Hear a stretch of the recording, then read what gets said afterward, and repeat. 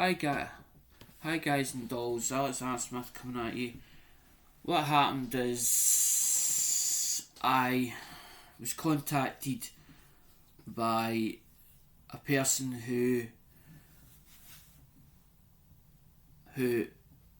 I thought was a real person, and the spelling's all wrong.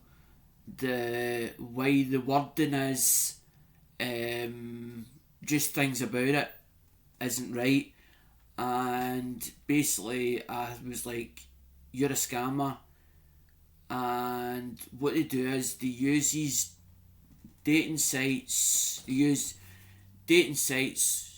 social media platforms, and they use alias fake YouTube names, but they don't come out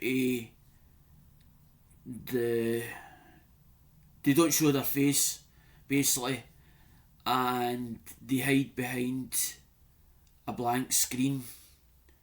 But what they do is they go on these Facebook, Instagram, Twitter, and what they'll do is they'll make like a fake profile, and what they do is they start collecting no names, but usually like email addresses. They'll start collecting email addresses because they'll make up a fake profile, and they'll make it look that it's kosher.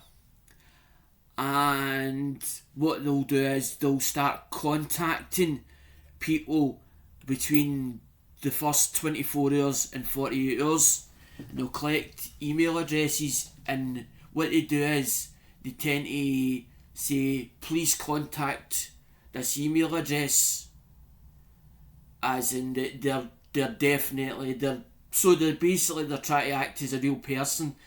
And what they do is then eventually they deactivate the account.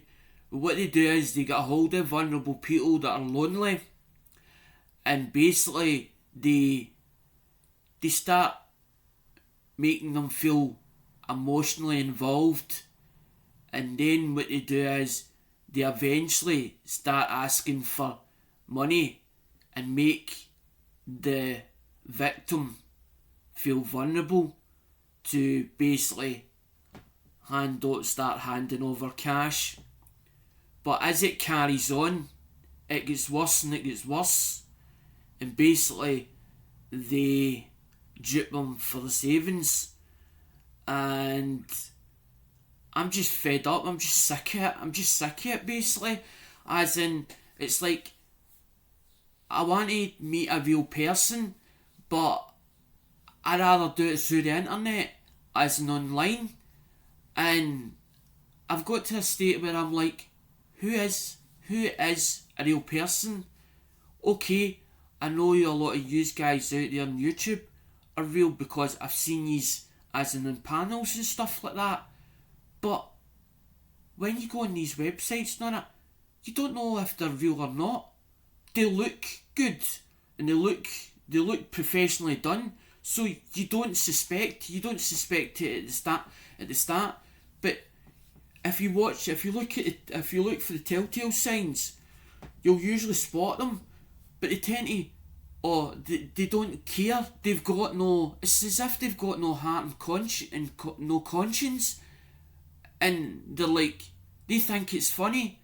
But what they do is they rip people down to shreds, as in like they start laughing at them and all that carry on. So if you start as in fighting back with them or fighting back at them, they basically start ridiculing you, but in words, as in text.